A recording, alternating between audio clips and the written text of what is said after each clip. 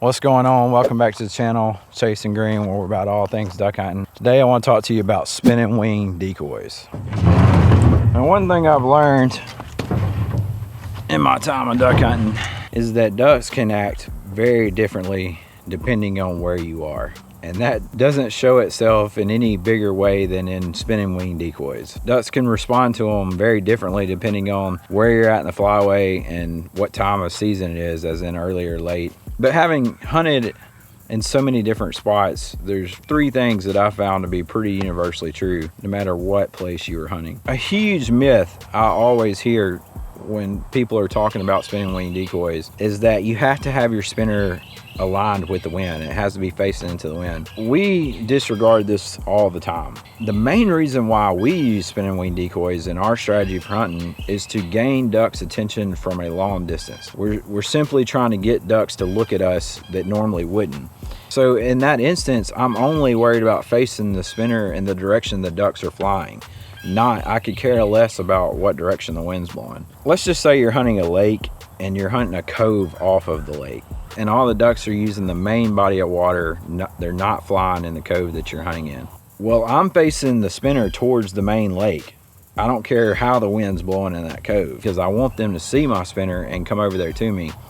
Oftentimes we will use two spinners or three, and we will face one in the directions that the ducks are. Say if we're hunting on a big congregation of ducks that are a quarter mile from us, we're going to face one spinner towards them so they can see it, and then we'll face one spinner into the wind. I've actually had a few keen eyes catch this in our videos and ask us about it, why we have our spinners facing kind of like in V's or parallel. A lot of times we'll have them in V's, and that's also to where when the ducks are circling, they're constantly seeing, flash. Some people seem to think that when the ducks get in there close, they're going to be like, that duck's landing weird. He's not landing with the wind.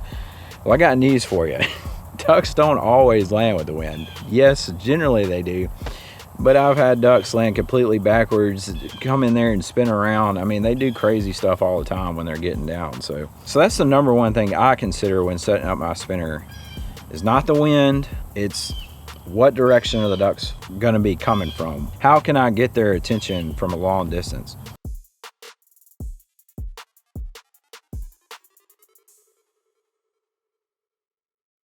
Now, to kind of piggyback off that, I want to tell you about the second strategy that we use when it comes to spinning wing decoys, and that is sun.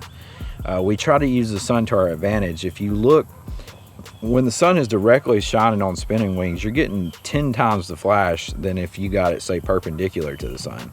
Look at that spinner. It's dark. You can't even see the wings at all.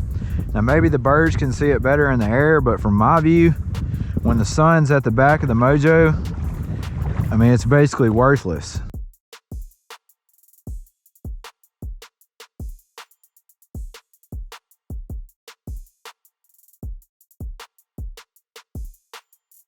When your spinner is most effective flash wise is when the ducks are coming from the direction of the sun and they're getting the full force of the flash, and the sun moves throughout the morning, so I try to take that into account when I can. Now, the wind, the ducks, the direction the ducks are coming, the sun angle don't always line up, but when they do, I try to use it to my advantage, and I'll actually kind of turn the spinner with the sun throughout the morning if I can get away with it. Now, the third strategy we use has to do with more finicky ducks, pressured ducks. So often spinners will bring ducks in close, but then when they get in there, especially later in the year, they get a little weird and don't want to finish just right. And we have had success moving our spinners off the spread, meaning if I want ducks to land right in front of me, I put the spinner 30 yards to the left. And you just have to experiment with this. Now, if the ducks go over and land on the spinner after you move it, then you know it was not the spinner that was the problem. It was probably your hide. In that case, I'll move the spinner back, work on the hide. So another thing kind of like that is we'll put it in cover. If we're hunting tall grass or buckbrush or in the trees, we'll put it where it's a little harder to see, where they can only get glimpses of it, like corn. That's another good example. We've had that be really successful. I mean, I've seen that make a difference. If you want to see 3 proven decoy strategies, click right here. If you want to see a hunt where we use some of these spinner strategies I'm talking about, click right here. Thanks for watching. Will and I'll catch you next time right here on Chasing Green.